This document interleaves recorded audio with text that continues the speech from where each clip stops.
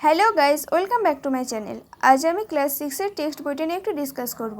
So without wasting time let's get started.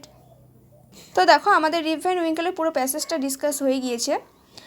তো আজকে part 3-র কোশ্চেনগুলো সলভ করা যাক। তো দেখো, অ্যাক্টিভিটি 6-এ কী আছে, fill in the following chart with information from the text থেকে ইনফরমেশন নিয়ে চার্টগুলোকে ফিল আপ করতে বলা হয়েছে।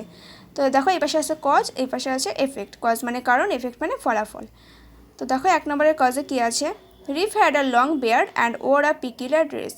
রিপের ছিল লম্বা দাড়ি এবং পরেছিল একটা অদ্ভুত পোশাক। এটার এফেক্ট কী হলো, Rip's appearance attracted the attention of people. রিপের চেহারা লোকজনের মনোযোগ আকর্ষণ করেছিল। তারপর 2 নম্বরের এফেক্টটি কী আছে দেখো, রিপস হার্ট ডায়েড অ্যাওয়ে। রিপের মন শুকিয়ে গেল। কেন? কজটা হয়ে যাবে দেখো, hearing the news of Nicholas Vedder's death. Nicholas ভেদারের মৃত্যুর কথা শুনে Rip founds himself alone in this world. Rip নিজেকে এই পৃথিবীর মধ্যে একা খুঁজে পেল।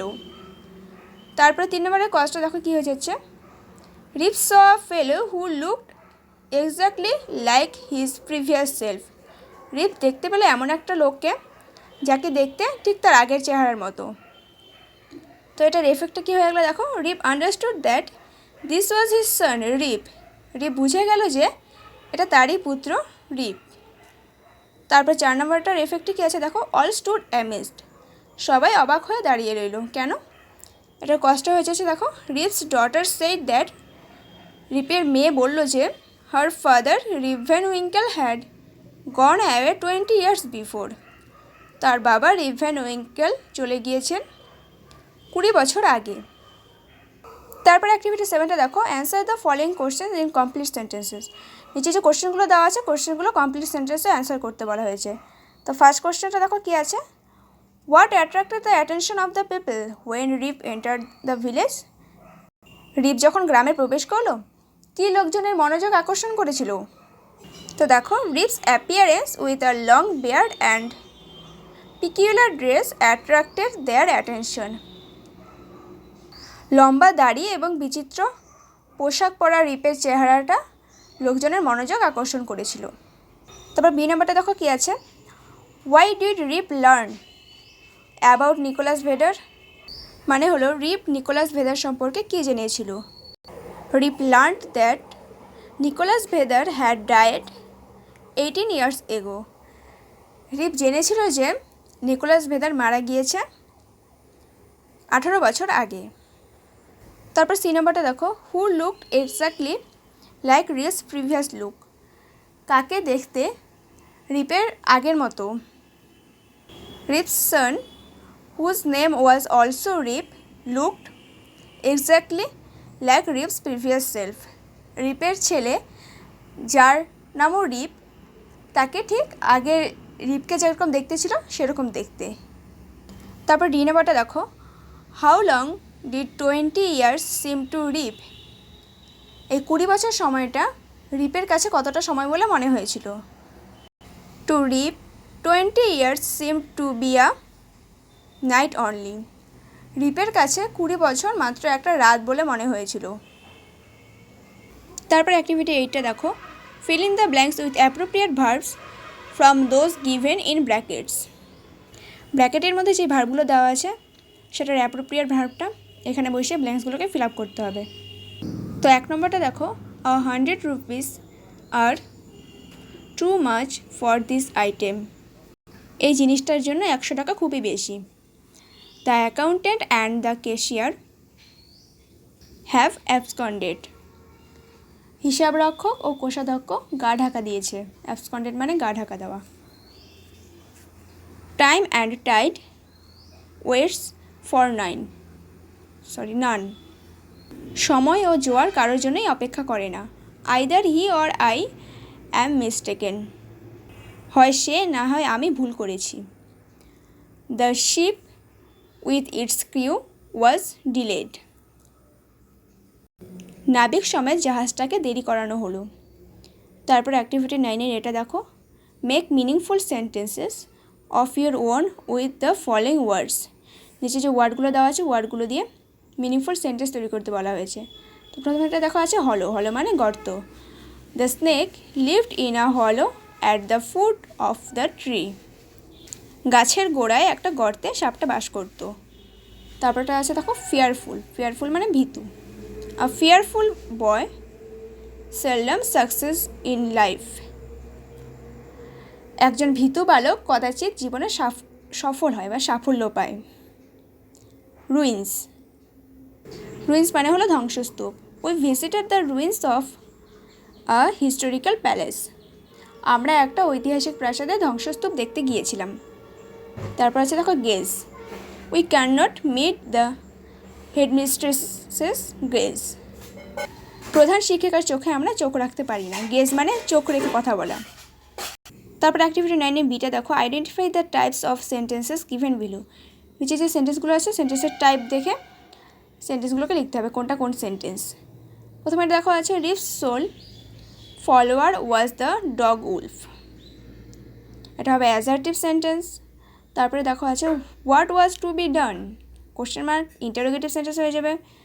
All was silence, assertive sentence. Sure enough, it is Van Winkle, exclamatory sign, তাই এটা হয়ে যাবে এক্সক্লেমেটরি সেন্টেন্স। তারপরে অ্যাক্টিভিটি 10 এটা দেখো write a short story in about 60 words using the hints given below add a title to it. নিচে হিন্টগুলো দ্বারা একটা প্যারাগ্রাফ লিখতে বলা হয়েছে, মানে একটা শর্ট স্টোরি লিখতে বলা হয়েছে, তার একটা টাইটেল দিতে হবে। তো দেখো আমি এখানে টাইটেলটা দিয়েছি অ্যান অকওয়ার্ড সিচুয়েশন, একটি উদ্ভট পরিস্থিতি। 4 of us went to the forest together. আমরা 4 জন একসঙ্গে জঙ্গলে গিয়েছিলাম। We all promised one should take care of another. আমরা সবাই পরস্পরের খেয়াল রাখার প্রতিজ্ঞা করেছিলাম। But in the morning, I found myself alone in the forest bungalow. কিন্তু সকালে দেখলাম এই সে বন বাংলোটাতে আমি একা। My companions had left the place. আমার বন্ধুরা জায়গাটা ছেড়ে চলে গেছে। They neither waited for me nor bothered to wake me up. তারা আমার জন্য অপেক্ষা করেনি কিংবা আমাকে ডেকে তোলার ঝামেলাও পোয়ায়নি। Tears lumped in my throat. আমার গলায় কান্না দলা পাকিয়ে গিয়েছিল। I felt angry. আমার খুব রাগ হয়েছিল। Soon I checked my purse. শিগগিরই আমি আমার টাকার ব্যাগটা দেখলাম। I did not have enough money. আমার কাছে যথেষ্ট টাকা ছিল না। I started trekking. আমি হাঁটা শুরু করলাম। After 2 hours, 2 ঘন্টা পর I reached the highway. আমি বড় রাস্তায় পৌঁছলাম। There a driver took me up in his lorry and drove me home. সেখানে একজন চালক আমাকে তার লরিতে তুলে নিলেন এবং আমাকে বাড়ি পৌঁছে দিলেন। তারপর অ্যাক্টিভিটি 10 বিটা দেখো imagine that you have a very lazy brother who is always late in getting up from sleep. Write an imaginary conversation between you and your brother on the usefulness of early rising. মনে করো তোমার একজন কুঁড়ে ভাই আছে, অলস ভাই আছে, যে সবসময় ঘুম থেকে উঠতে দেরি করে। সকাল সকাল ঘুম থেকে ওঠার উপকারিতা নিয়ে তোমার এবং তোমার ভাইয়ের মধ্যে একটি কাল্পনিক সংলাপ লেখো। তো দেখো মি মানে আমি। Good morning brother, you are late again. সুপ্রভাত ভাই, আবার তোমার দেরি হয়েছে। Brother, I know but I can't wake up early.